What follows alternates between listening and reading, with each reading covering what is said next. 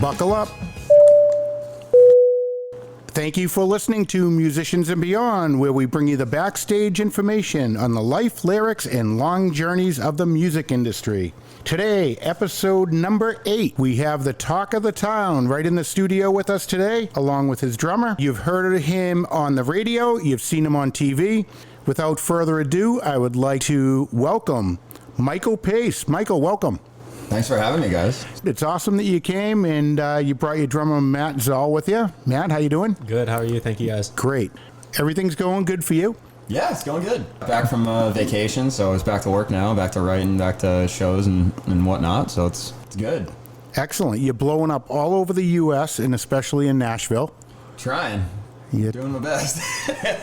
So let me just say this while we're opening the show. You know, we want to thank our host here. We're in Hingham today in the barn at Dustin Whitney's house. Dustin, thank you for having us. Beautiful. Wonderful spot. Yeah, this is great. Built in 1860.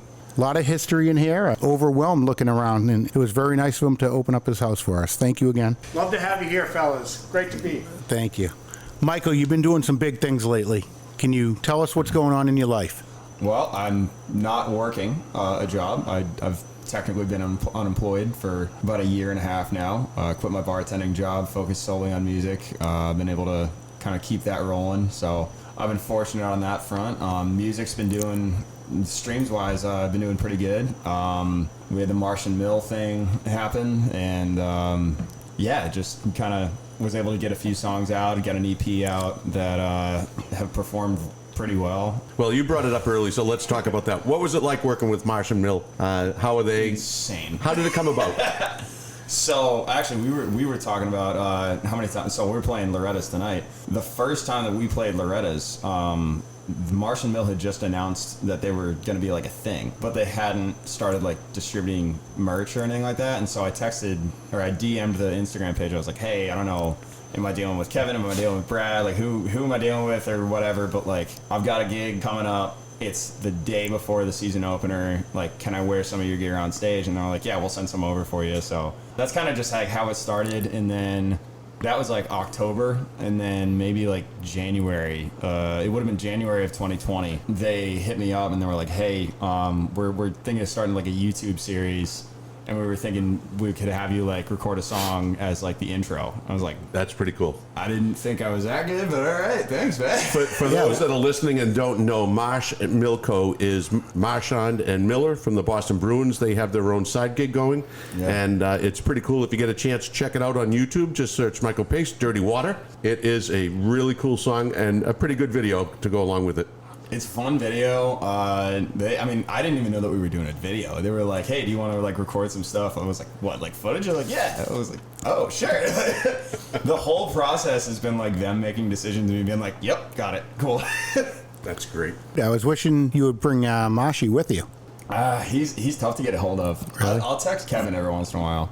Yeah. He's a good guy. He's out in like Utah or something like that, building a ranch, doing the whole Yellowstone thing. Fun guys. They're great. Yeah. Just down to earth, regular. Super chill. I was on a conference call with both of them, and I mean, they were both, as one would probably expect, like business transaction, like, very professional, but also like I've had side conversations with Kevin. He's a great guy, very down to earth. I've always kind of thought that hockey breeds like the best kind of people anyway, so I wasn't too shocked there, but yeah, it's very nice knowing that they're both like very down to earth guys, very respectable.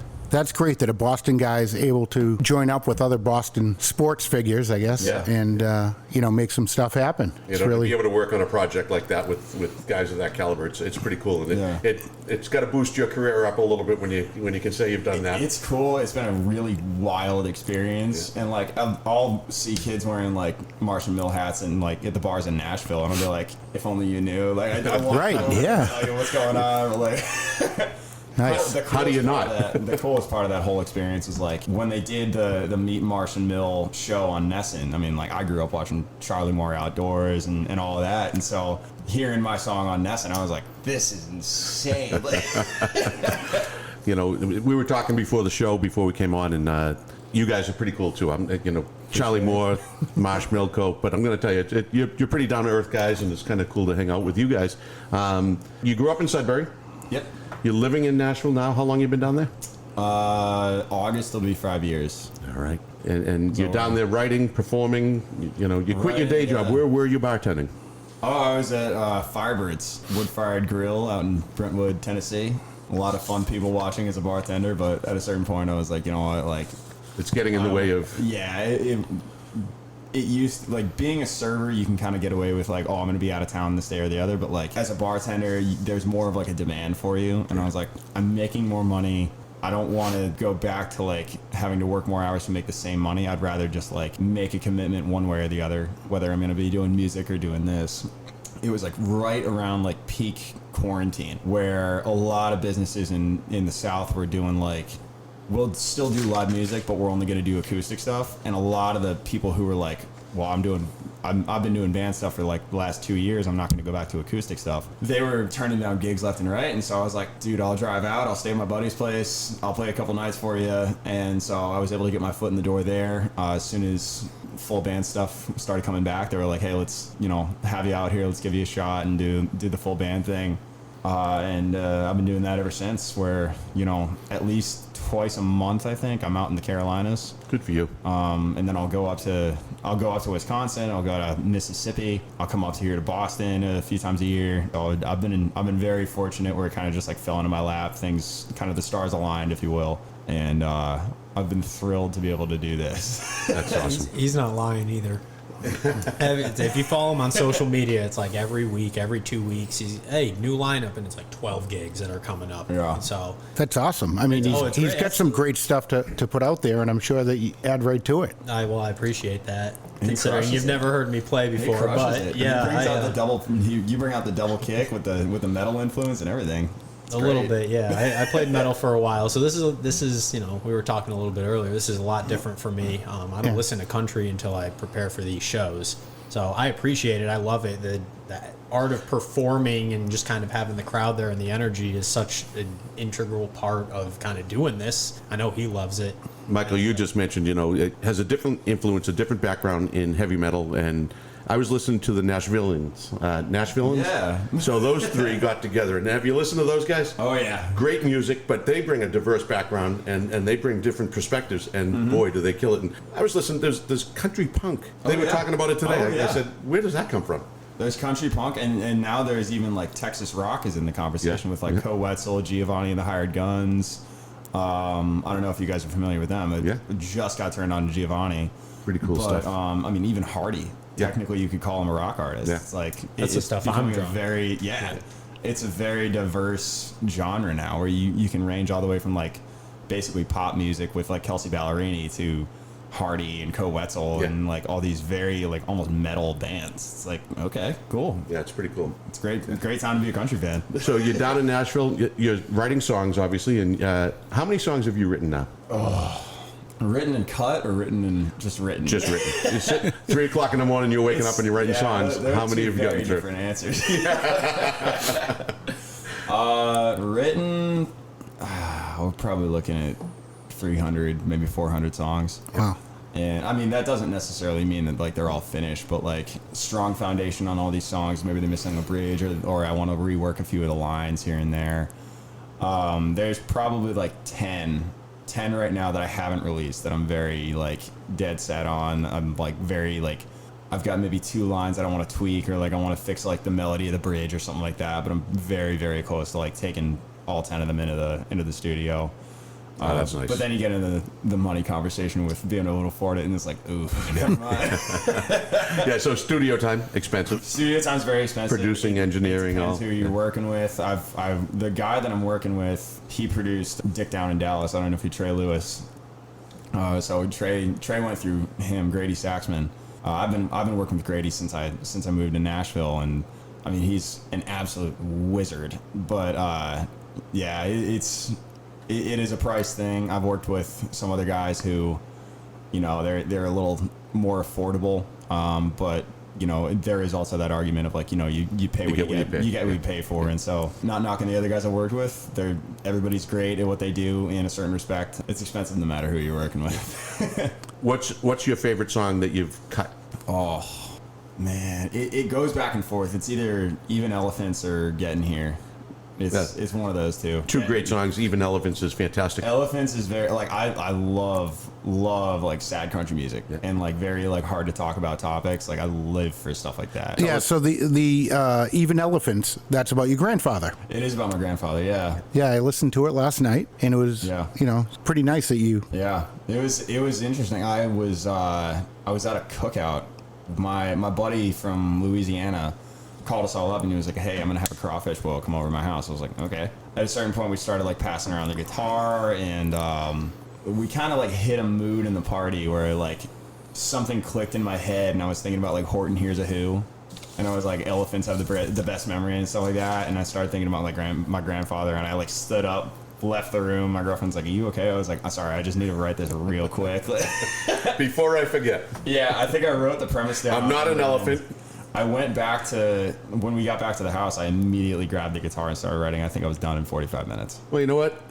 Now's the perfect time, and I think it's a great time. You immediately grab the guitar. Let's see if you can do that, and let's hear a little bit of Even Elephants. Let's do it.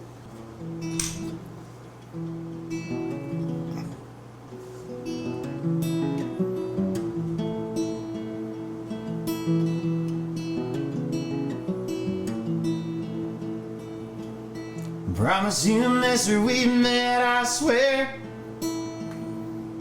'Cause you offered your hand and got a wandering stare. I apologize if I didn't seem to care. Mister, I promise we met, I swear. Your daughter, my mama's been a saint to me. Taught me all the colors in my ABCs. You see, I've got a laugh, but my eyes ain't green. Even so, your daughter's been a saint to me. 'Cause even good drivers cross yellow lines, forget to use a blinker when turning right. Some sunny days refuse to shine 'cause clouds keep passing through. And even elephants forget things too.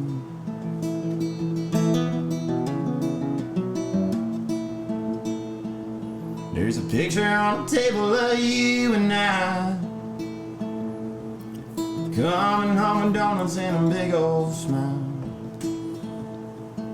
I guess it's been a while since I stopped by, but damn, I love a picture of you and I. And even good drivers cross yellow lines, forget to use a blinker when turning right. Some sunny days refuse to shine 'cause clouds keep passing through. And even elephants forget things too.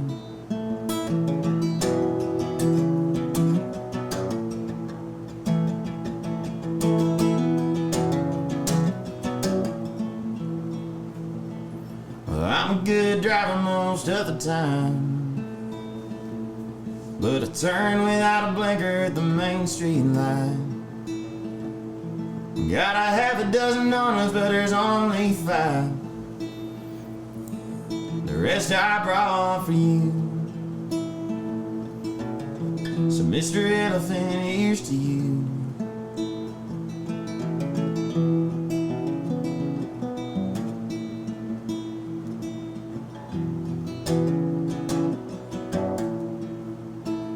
I think we're a little out of tune, but Sounded great, man. You wouldn't know it.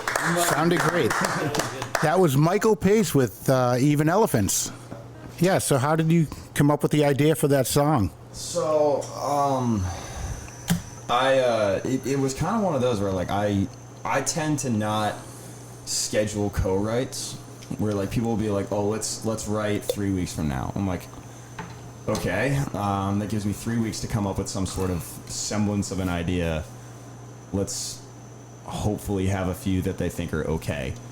And yeah, it just, I don't know, like I prefer to have things happen organically, and it was one of those where, you know, life happens. I kind of feel like if you're gonna be a songwriter, you know, you need to go out, you need to live life, you need to have those experiences, and you got to be able to like pull from those experiences. If you're sitting in, you know, if you're sitting in the living room watching Netflix all day, it's not going to really work too well. So just having things happen organically and being able to like just pull from those experiences. And yeah, like I said, we were at a crawfish boil and kind of just like, I'm a very ADD person, and my mind will kind of wander without me really wanting it to. And for whatever reason, I was thinking about Horton Hears a Who and the memory thing. And, you know, my grandfather has Alzheimer's, and so that's tough to deal with. And kind of making that subliminal connection. I don't know if that's the right word, but yeah, it's one of those things where like things clicked, and I was like, I know exactly how I want to write this. I know exactly the vibe I want to go for. I know exactly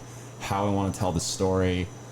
And I mean, like I said earlier, I literally stood up, left the room, and my girlfriend thought something was wrong. I was like, no, we're good. Like, Yeah, it's great to hear the backstory on all these songs and how come up with the ideas and the lyrics. And do you usually write your lyrics first or come up with the music? it depends. Sometimes I'll search for a little bit for like a chord progression that I like or a tempo that I like. I'll mess around for a little bit, but it's one of those things where like if I hear something, I'm like, oh, I know what I can do with this. Like I'll hear like a chord progression at a certain tempo, I'll be like, got it. I have like a vibe that this matches. I know how I can like make this work, even if it's not really like a subject matter that would match that kind of tempo or like that kind of like a feel, if you will. And then other times, I mean, I'll be sitting on a plane like I was on Thursday. I had 2 canceled flights, ended up renting a car. I was in the airport. I woke up at 5 o'clock in the morning. I didn't get home until midnight Eastern time. And so it was a long day. I was sitting on the tarmac and I was like, well, let's start looking at some songs. And it started like pulling up my files, and I was like, well, this might sound better on this, kind of just like doing the mental exercises, trying to remember like what the chord progression is, the melody and all that. And so it very much depends on kind of like mentally where I'm at. Sometimes it's just straight up prose, like just straight up poetry. And other times, I need that kind of like backing track. I need that music to kind of like guide me in a certain direction. Right. So if you're going to write a song, you basically are feeling something. You're not going to schedule something like you said and say, I'm going to go in the, and make up a song. It just, you have to have the feeling.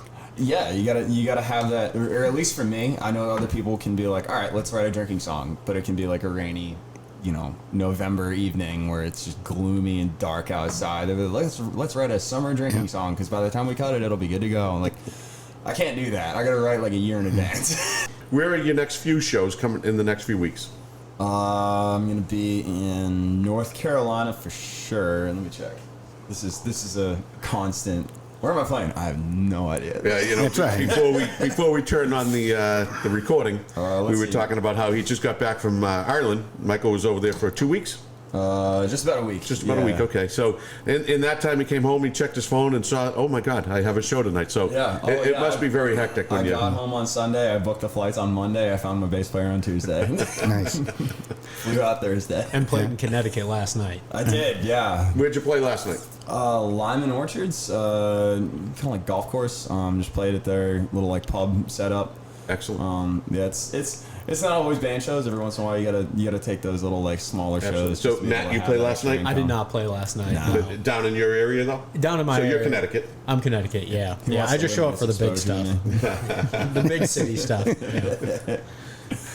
Yeah. So next Friday I'm in Raleigh, and then Saturday I'm in Myrtle Beach, Excellent. Nice. and then on a nothing Friday, Saturday for July 1st and 2nd, but the 3rd I'm playing on a boat in the center of Harrington Lake in Kentucky. Wow. That sounds fun. So I'm pumped about that. Yeah, that sounds like a lot of fun. So for those listening, Michael is on the road a lot. He comes to Boston, does some shows here. He's in Nashville, where he's based out of now, but he also plays in the Carolinas quite a bit. So if you're in the Carolinas, look for him, check him out. He'll be playing down there quite a bit in the near future. Yeah, So. definitely. Michael, how do people find information on you? So I've got my website. It's michaelpacemusic.com. There's a press kit that I'll send out to bars that I'm trying to get gigs at on there. There's a schedule.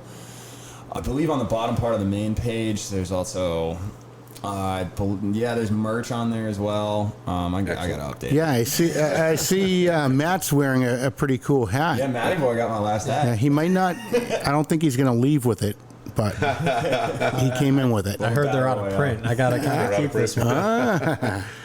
So Awesome. you got your socials. You're on YouTube, obviously. You can find Michael Pace there and michaelpacemusic.com. Go check him out. We've also got Instagram. Instagram's probably where I'm the most active. Yeah, you will. Yeah. Twitter, I'm on Twitter. Usually it's stupid crap about like me watching the Bruins game and being like, is that really offsides? Are we sure about that? Like, Hey, whatever works. yeah. Whatever works. How long you been playing music for? Man, 5, 6, 7 years. Wow. When did you know you wanted to do it full time and to make a living? When did you know this was your thing? I think like senior year of college. Senior year of college, it was one of those where like, so how I got started, it kind of starts with how I got started. How I got started was I got put on social probation by my fraternity. And then basically they told me you can either come to the parties and be a sober monitor or just not come to the parties at all and do your own thing. But it was kind of when I was still like very early days of college and I was still trying to like find my like circle of friends and do all that. And I didn't want to like just evaporate from, you know, the most social atmosphere on campus every weekend. And so I was like, you know, let's at least be present. I had tried to learn guitar a few times when I was a kid, just it never really stuck. Mostly because they were just like, oh, we're going to learn the scales. I was like, can I just learn how to play like, yeah, like literally anything. I just want to play chords. And so I went to a pawn shop, got a guitar, and learned how to play Wagon Wheel, and just played that for anybody who wanted to hear it. And they were like, can you play this? Nope, I just know how to play Wagon Wheel. It's like Wonderwall, but the new Pretty version much, of it. yeah. But yeah, it just kind of, you know, it escalated from there where, you know, I was playing in the dorms and super thin walls, but nobody was really like banging on the doors saying like, hey, shut up, dude. Like, it's kind of widely accepted that it was just kind of like what I was doing. Yeah. And then once we got to senior year, it was, you know, I was starting to play at the bar that we would get thrown out of whenever I wasn't playing there, and so they'd pay me one day, throw me out the next. But yeah, it was kind of a regular thing for me. It was like, oh, Mike's the music kid. So I'm sensing a theme here. I'm seeing how you got with Marchand and Miller now. Very You've got something weird, that's very a weird vibe with them. circumstances. They all just kind of work out. There's no plan behind anything that I do. It's very random, very kind of sporadic.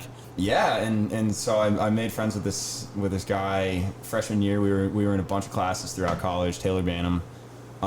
We were at the bar one night, and he was like, "Do you want to go pursue like songwriting?" And I was like, "Yeah, but I'm between like Nashville and Texas." And he was like, "Well, do you want to go to Nashville?" And I'm thinking he's saying like, "Oh, let's go to Nashville. Let's feel it out for like a week or so, see how we like it, and then we'll do the same thing with Texas." Like, sure. 2 weeks later, I have a lease agreement sitting in my inbox. I was like, I guess I'm not going to Texas. That's pretty cool. But yeah, I mean, that was senior year. At that point, I had already told myself, I was like, I'm not going to work a corporate job. I'll bartend if I need to. I'll work landscaping if I need to, but music is going to be the focus at this point because it was just the one thing that I was like, that I knew I was good at, that I didn't have to like constantly like worry about like, all right, I got to go to the gym for this. I got to be training year round for this. It was just like, you pick up a guitar, you learn a few songs, you know, you shoot the shit with your buddies, and you know, if you write a couple songs in the process, great, awesome. Hopefully people like them, and if they don't, too bad. Like, Yeah. You started late in life. very late, yeah. I was a theater kid in middle school, but even that, I mean, it wasn't anything I took seriously. It was just a motivation to keep my grades up. Yeah. So who's the biggest inspiration musically for you? It changes. There's like a handful of guys. Like Riley Green's definitely in there. Turnpike Troubadours is up there for sure. Co Wetzel and Hardy as the as kind of like the rock influences. Maddie knows I play a lot of like kind of punk alt rock covers during my sets. I have like a rock set where we'll Need do more like of that. Kryptonite, Fall Out Boy. Yep. We'll have some of that good stuff. Stuff I grew up on. Yeah, we'll put some of the middle school grunge phase in there. But yeah, it's a lot of like Turnpike Troubadours, Hardy, which I know are two very, very different, drastic vibes. But like, you know, Everybody has, you know, their sad country days. Everybody has their, you know, their gym workout playlist days. And I think you can probably speak to this better than me because you've played more places and more frequently, especially recently. But when I was playing, every spot has a different vibe. So as you play different venues in different locations, you kind of understand the vibe they're going for. Some of them might be a little more geared towards the slow, sad stuff where people just want to sit at the bar and drink. And, you know, something like Loretta's, the vibe there is just banging all the time. So, you know, if you bring some hype songs and you start showing up with some bangers, people are gonna react to that. And that's a lot of playing. You know, these types of venues is getting the energy going. And, you know, it doesn't have to be perfect, but it's got to be fun. Yeah. And perfect example for that, on Wednesdays in Nashville, I play at Alan Jackson's from 11 a.m. to 2 p.m. And so Alan Jackson's, you're going to have all the Alan Jackson fan comes in there, which means I will play like Clint Black, I'll play Shenandoah, I'll like just load up on 90s country. And then I'll play places in Alabama where it's like, if you're not playing Adam Hood, if you're not playing Brent Cobb, if you're not playing Riley Green, like you're going to just suffer. And so like you got to have those Jamie Johnson songs in the back pocket. And so like it's a very broad spectrum of songs that I listen to, but it's still funny of like, I couldn't tell you what's on the radio right now. Which was a question of mine. Who do you listen to? Like who is an idol of yours? Hardy, I would say my top five right now are Hardy, Morgan Wallen, Turnpike Troubadours, Zach Bryan, and Riley Green. Yeah, that's a great lineup right now. Yeah, that's a great lineup right there. Yeah. So, you know, you're out on the road, you're playing music everywhere. Where do you like to play? What's your favorite venue? You know, I love every venue so much, especially if they let me play. I will say every room is different.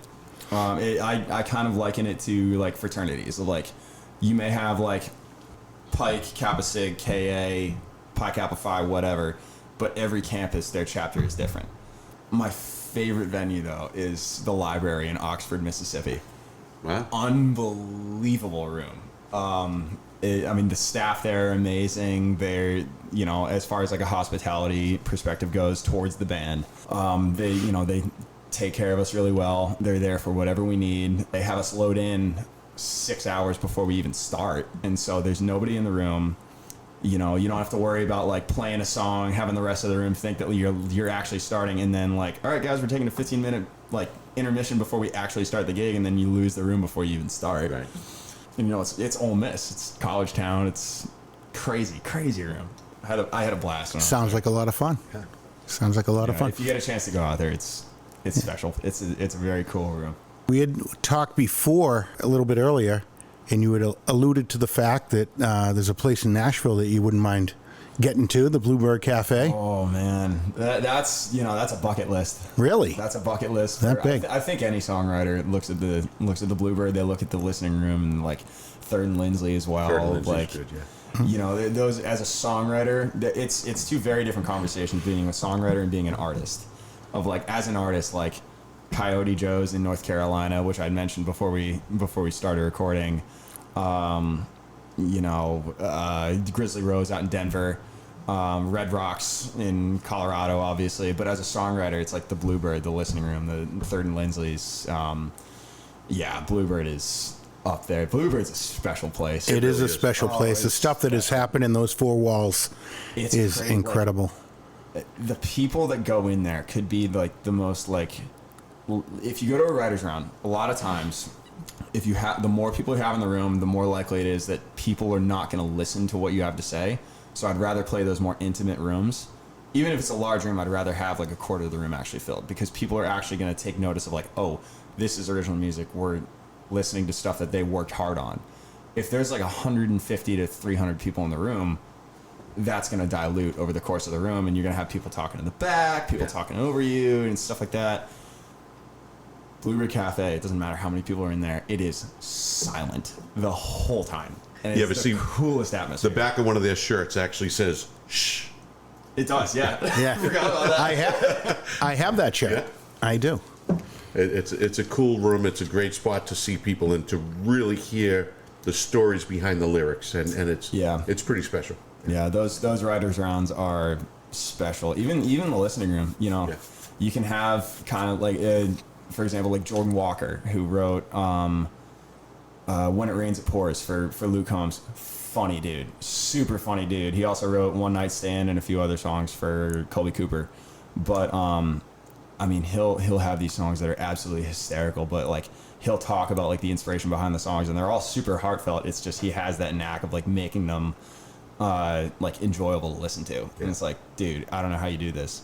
And he'll get the crowd laughing, and like, you know, I've seen him a few times where like he and the other guys on stage end up getting like pretty rowdy, pretty drunk, and but at the same time, like as soon as the music starts, everybody shuts up. It's such a cool thing to watch, such a cool thing to hear. It's like, all right, we actually have like a lot of respect for the songwriters here. That's pretty cool. Yeah, a lot of talent in those four walls there. Matt, you're from Connecticut. You're out on the road here and there playing with Michael, and tonight you're playing at Loretta's as well. Where have you been playing, and are you on the road? Have you gone down to Nashville yet? I haven't. No, the only Yeah, place change that that. I've only played with him at Loretta's. This would be my third time there. You know, I play drums as a hobby now. I have a progressive metal background. I played in a band in that genre for 5 or 6 years. And now, you know, just kind of moved on with life, graduated college, got this job, got another job. And so I play as a hobby. I try and keep myself loose, but I'm not really touring. I'm not doing too much. So every time he calls me up, I jump on the opportunity. Absolutely. I mean, we always have a good time to be able to play with someone as talented as him. You know, like I said, I don't listen to country music, but I've listened to enough music that, you know, I understand kind of what I like and what I think is good music, which is subjective, but you know, but from someone that doesn't listen to country, I find myself saving Mike's songs over there on my playlist and listen to them year round, whether I'm preparing for a show or not. So yeah, I'd love to get down to North Carolina, South Carolina. Would you take the leap and go down there with them? It's tough. So my line of work right now is I manage a small business, so it's not something I can really pick up and move. It would be really a tough decision for me to make. As far as just upping and moving down there, I think it would be worth it because similar to him, I kind of realized that music is the most fun thing to me, and I enjoy it, and I like performing for people. I like what music does to people, and how it helps people through difficult times, help people through good times, and you know, whatever you need it for, music is kind of there, and that's kind of where I've always fallen back on it. So I think it's something I would consider, but you know, we've talked a couple times. I told him when he gets his stadium tours, you know, get me a tryout, get me something. I'll jump on a tour bus for 4 months and leave work behind. I'm watching flight prices. As soon as they get affordable again, I might start calling you for those North Carolina. Yeah, gigs. That'd be great. I've driven down to North Carolina. I recorded an album down they there have a house while kits ago. too, so you don't have to bring the drums. There you go. So we're sitting here in the barn in Hingham, Dustin Whitney and Julie Whitney's home. It's pretty unique what you just mentioned. You know, you get a background in different genres, and you're playing with these guys here in this barn. The Back Nine Band is a South Shore band. They play a lot of venues down here. They rehearse here every Saturday or Sunday. Sundays. Every Sundays, yeah. So it's a fun place to come and see them rehearse. And Michael Cummings is the drummer for them, and he's a good friend of ours. He goes to the Indy 500 with us every year, and to be able to watch him play and listen to him. Now, I'm going to give Mike a little jab here because I mentioned that John and I were doing this podcast and mentioned a few of the guests, and he goes, "Oh, you're focused on country." No, we got Matty Zoll's here, and Matty plays Right. heavy metal. guy. Rock and roll Matty Zoll. I could name bands that you guys haven't even heard of. We got what was it? It might have been our second gig. We were going through the set list. We were rehearsing over at Giuseppe's place, and we had kind of like semi-included. I think it was Sugar We're Going Down, Yep. and I remember like we were playing the gig the next day, and I turn around to Matt. He's like, I'm like, we're on the last song. Like they're about to cut us off. We got one song. What are we playing? Matt's like, we have to play Sugar We're Going Down. If Like, it's we not need Sugar, this. it's not worth the trip. that was like my song of my child. That was my like, you know favorite what? song for probably Yeah, 3 'cause straight I think years. the previous gig we had done like Enter Sandman or something like Yeah, that. so Wow. yeah, our guitarist at the time, his parents came up. That's right, They were yeah. they were in Colorado, and this was the first time they were in Boston. And his dad was like, "I'll give you guys $100 to split if you play Enter Sandman right now." Yeah. And we're like, "Do we know how to play Enter Sandman?" And Well, it we was were, funny. Yep, we'll figure it I out. took that song off because Giuseppe, our our old bass player, he is the frontman for a metal band in Boston, Intoxicated Rage. And his bass player was running sound for us that night. And Giuseppe was playing bass for me, so I was like, tell you what, Giuseppe, I'm gonna take this song off.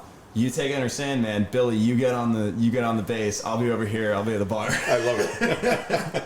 And just like that, everything Easiest changed. $25 I ever made.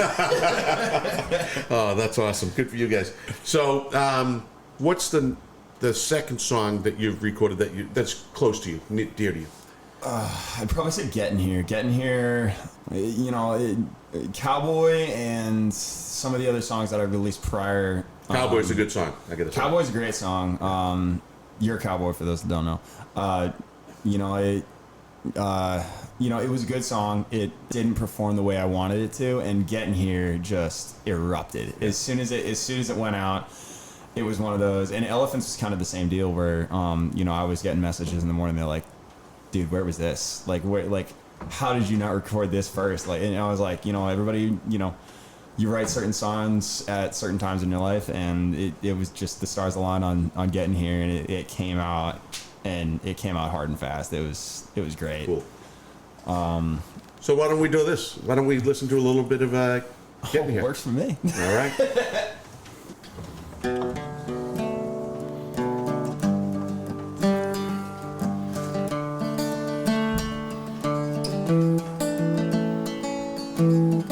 It's midnight, you're calling. I'm 3 shots in, I'm gone, and there's nothing that I can do. Keep myself from answering you.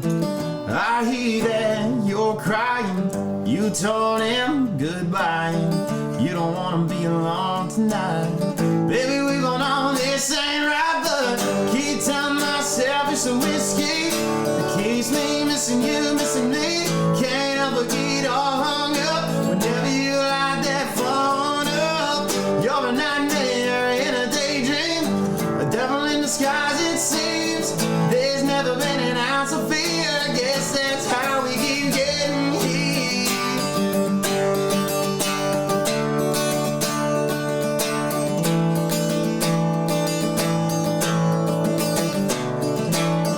I pull up at your place, watch those taxi tail lights fade. I must be out of my mind, thinking things will change this time.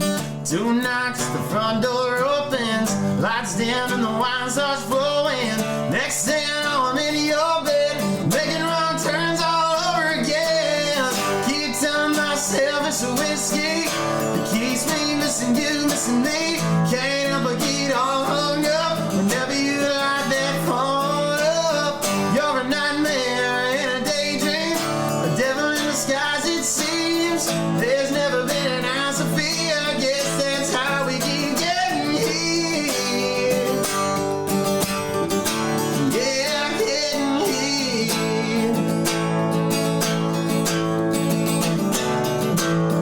You're pushing me out the door, saying we can't do this no more. Wheels spinning in my head, hit the brakes with a drink again. Keep telling myself it's a whiskey that keeps me missing you, missing me. Can't help but get all hung up whenever you light that phone up. You're a nightmare in a daydream, a devil in disguise it seems.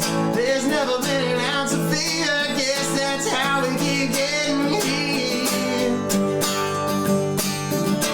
Yeah, getting here.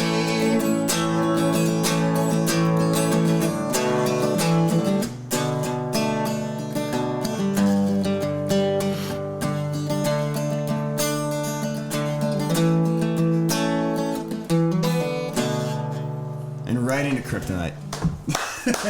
Michael Pace. This guy is the one to watch. I'll tell you that right now.